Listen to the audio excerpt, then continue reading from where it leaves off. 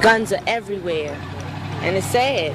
It's sad because Sylvia Matthews' friend, 15-year-old Rodney Gilbert, was shot to death by another teenager on this Garrison Boulevard street corner this weekend. The people in this Northwest neighborhood are getting tired of hearing another teen is senselessly shot and killed. Well, had there been a fight like this years ago, it wouldn't have ended in somebody being killed, though. No, it just ended in a fist fight. Somebody that might have had a bloody nose or possible broken arm or something like that, but getting shot, that wasn't likely to happen. So it all goes back to guns just being more available in the streets. That's about what it is. It is an unfortunate fact that most young people in our city are within a phone call away from having some access to a weapon. Guns are easy to get. Whether it's for protection or just to feel tough, kids as young as 8 years old have them. Having a gun is the in thing right now. Those teens playing ball, 2 of the people told me they have guns. I think it's from people just trying to be bad. Just exactly that, trying to be bad. They show them off sometime at lunchtime, and they been sticking up their jackets, and, it scares me. Because, I'm standing right next to them, and they could accidentally go off and, shoot me. If they went to buy a gun, and they set their mind to buying a gun, could it take a day? Could it take an hour? Could it take a week? A matter of hours. Schmoke says the attitude has to be changed at a young age. He showed me a toy gun that actually shoots pellets. It costs $5. Well, it's just one step from this, putting somebody's eye out, to a regular handgun that's going to kill somebody. And we'd like to see it stop. And how easy is it to get something like this? Well, this we just mailed away, didn't say who we were. This is. The different business people along Greenmount were, of course, affected differently by degree. The one thing they agreed on was that there was an adverse effect, even at the dry cleaners. We have the guards, the ticket takers, and all that bring in the uniform clothes here. In fact, we do already clean the bird. Well, do you think your business will pick up again now that the strike is over? Well, I hope so, because it'll generate people in the neighborhood, and more people in the neighborhood, and more business here. And at Pollock Johnny's. We found the last few weeks that a lot of people we didn't identify with, perhaps that's our fault, were stadium employees living in the neighborhood, and they were without checks, and so we began to feel a little of it. And at the Stadium Lounge. Well, business is definitely going to pick up, and the strike is about 25%, 30%, maybe a little more. While small business people were definitely squeezed by the strike, the Cross Keys Inn where the players stay apparently was not. The management here says the hotel is small enough so that the rooms were occupied even without the players, who will now be returning, as will the fans at the Stadium Lounge. And what about the fans? How do they feel about what happened? Well, here's what some of them had to say.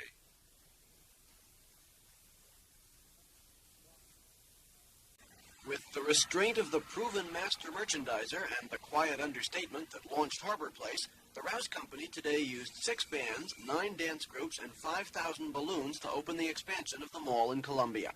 In return, they got a turnout of friends and admirers in the community they served that left the aisles as crowded as Christmas time. Let 'em eat cake, the company said, celebrating the 10th anniversary of the opening of the mall and the addition of 70 more stores today. The new section includes 15 eating places grouped in what's called the picnic court, with shops like Muffins and Michael's Baguette among the signature Rouse trees and fountains. It cost $20 million just for the shell, and company president Matt DeVito said it shows you can make money by spending enough to present an attractive product.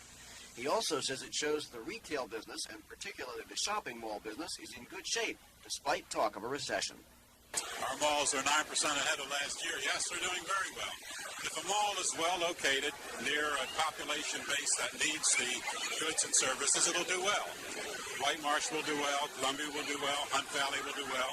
There's a tremendous pent-up demand in this community for good retail services, and they'll all do well. Even though we hear about a recession? Yes, even though we hear about a recession. With new malls under construction all around the Beltway, developers can take comfort in an observation from James Rouse's wife, who said there were more people in the mall today than in all of Columbia 10 years ago. I'm Andrew Barth on the scene at the Columbia Mall. Baltimore's Farmers Market is back for the 5th straight year in Marketplace. Also back are the locally fresh-picked peaches, squash, green beans, corn, and beets. What isn't back, at least according to many of the 50 or so farmers here, are the crowds from past years. The market opens at 8 o'clock, and usually these booths are sold out by late morning. But today at 11 o'clock, most of them were still pretty well stocked, and the farmers weren't happy about it. When we came here, there was someone else in our spot who was selling vegetables that were grown in Texas and bananas that were grown in wherever bananas are grown, and there was no one here to straighten it out. And there was no publicity on the television. We get Baltimore stations in Hancock, Maryland. There was no mention of it on Channel 2, Channel 13, or any of the local stations. And in the past, the city has gone out of its way, the mayor's office has gone out of its way to publicize the market. This year, I don't think that's been the case. Farmers pay $60 in fees for spots in the marketplace area between Water and Lombard streets. Produce prices are the same or slightly below supermarket prices. The main advantage of the farmers market, at least according to wintertime school teacher, summertime farmer Dave O'Neill, is freshness. Well, these were all picked yesterday evening, packed up, watered down, and then we bring them right down here fresh in the morning. You know, we're down here 6:30, 7 o'clock. And so they're getting a real good fresh thing, something that you can't get in the stores, guaranteed. Those shoppers who did make it down to Marketplace today also seem to like the freshness of the vegetables and also the idea of just shopping in fresh air. I don't know, I just think everybody's so friendly and it's just very nice to come down.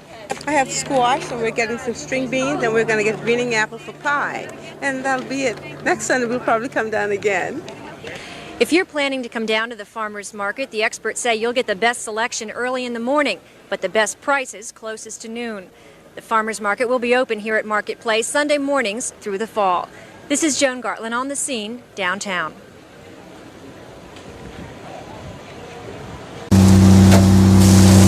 The blaze began about 8 o'clock this morning at 2325 Pennsylvania Avenue. A 12-year-old boy reportedly lit a match to look under the sofa in the first-floor living room. The sofa caught fire, and soon the house was filled with smoke and flames. 2 other children, though, were rescued by a man in a truck on his way to work. Tractor rescue because a man driving a tractor of a tractor trailer drove it up on the sidewalk here and got 2 children that were on the ledge, off the ledge on top of the tractor trailer, and brought them down before we arrived. The woman who lives next door, Inez Carter, says she and her son owe their lives to the fast action of the rescuer. Well, me and my son was asleep. I guess it happened about 8 o'clock in the morning. The man knocked on my window to say the kids next door. He got my son out, but I couldn't get out. I was trapped, and I had to wait till a fireman to come to get me. The truck driver, identified as Greg Burris of Baltimore, had to leave for work and drove away before firefighters could thank him. But they say without his quick thinking, the 2 children out on the ledge could have been the city's latest fire fatalities. But instead, they are home this noon, uninjured. Security, in our estimation, is definitely not adequate. How do you feel working in there under these conditions? Unsafe, insecure. Sometimes I feel that the needs of the officers there and the employees are not being addressed by the warden and the administrators of Baltimore City Jail. We feel that their feelings are insensitive to our needs. Tonight, about 50 officers told us how bad it is for them. They came out after their shift at work, a shift that they hope will present no dangers despite what they call poor conditions inside. What we're doing here tonight, we're attempting to dramatize the need for some kind of positive action now. The unions and associations representing the guards and other jail employees have been trying to get the warden and the mayor to fix a number of problems. Some promises were made, but guards say never fulfilled. Some of the complaints: inadequate radios, inadequate telephone system, not enough guards. The union tells me the jail administration has cut 33 positions to reduce the budget. Guard posts are being unmanned. There's not enough metal detectors, and guards want more shakedowns in the jail. There hasn't been one for a long time, guards say, and the contraband inside the cells is apparently enough to fill an office, one guard said. So far, their demands have not been addressed, despite many attempts to get the warden and mayor or the jail board to listen. What makes their job even more difficult is that the jail is overcrowded. Almost 2,000 inmates in a building designed to hold 1,000. You have twice the number of residents housed in the area. They themselves, begin to have conflicts, and these conflicts manifest themselves, too, through the officers with increased stress, having to attend to these problems.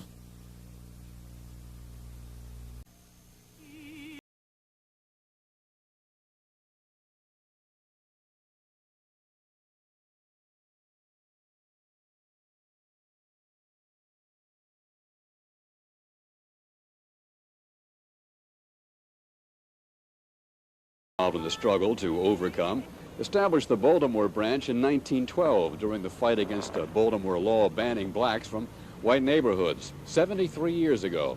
But most of the discrimination and violence the NAACP has fought against was not that long ago.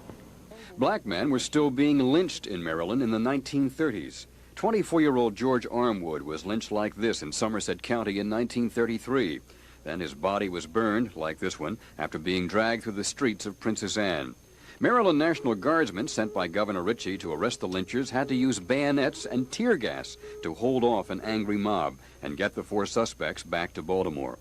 But when the 4 men were returned to Princess Anne for arraignment, they were set free because there had been no warrants for their arrests.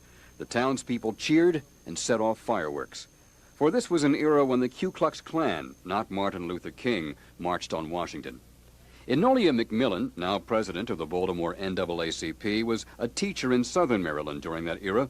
When she graduated from college, she was only allowed to teach in all-black schools, schools which got less of everything. Even the school term, by law, 180 days for whites, 160 for blacks. Would you believe it?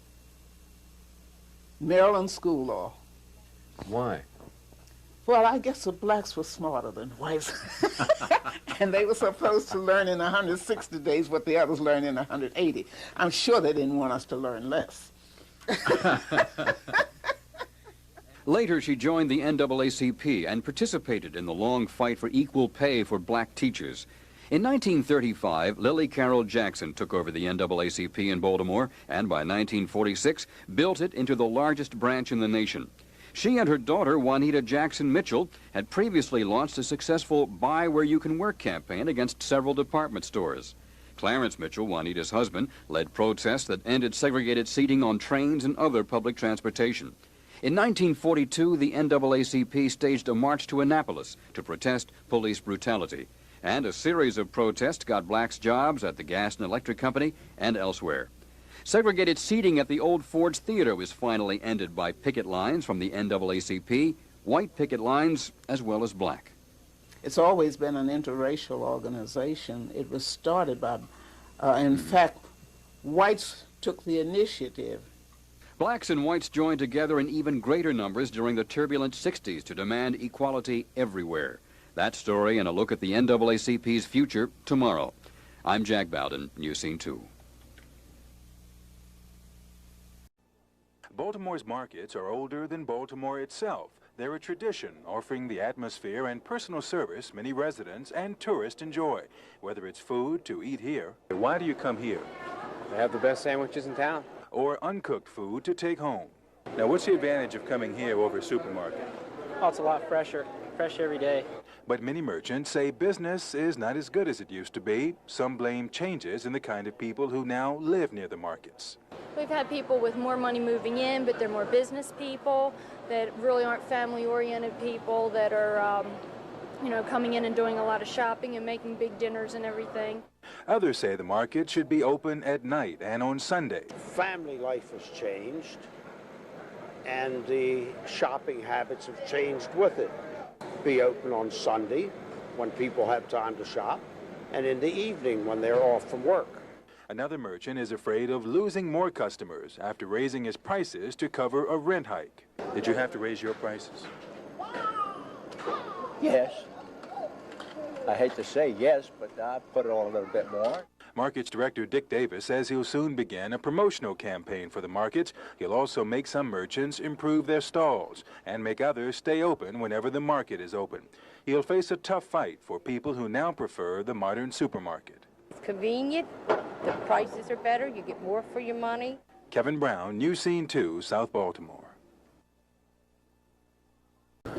I've been to bike rodeos before, quite a lot of them, but never anything quite like this. Never in an alley so glass and trash strewn, never so cramped and inadequate for riding a bike. This isn't meant as criticism as much as concern, not finding fault, but noting a need for better facilities. This is the rear of an Urban Services Agency office at 904 Washington Boulevard. 3 young men from the Office of Adventure and Fun put on 2 bike rodeos each day, morning and afternoon. Some are at clean, well-equipped, spacious playgrounds. This was in an alley under an empty factory, surrounded by burned and empty garages full of trash and beer bottles.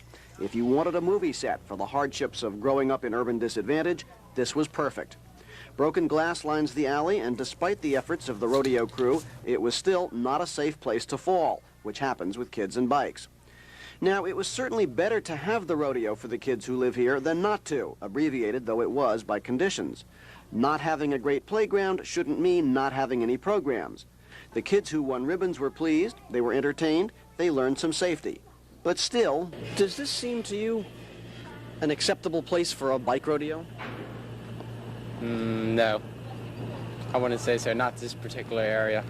Are there other places like this in the city? Yes. Oh no, not that many we visited too. This is around a second bad place we went to that was like kind of dirty. And this was, I would say, the worst. This one here, we didn't have no area or nothing. But most of the recreation centers are pretty nice. We thought of canceling this shoot and waiting for another rodeo another time in a better location, but we thought this one ought to be seen. I'm Andy Barth at large for News Scene 2.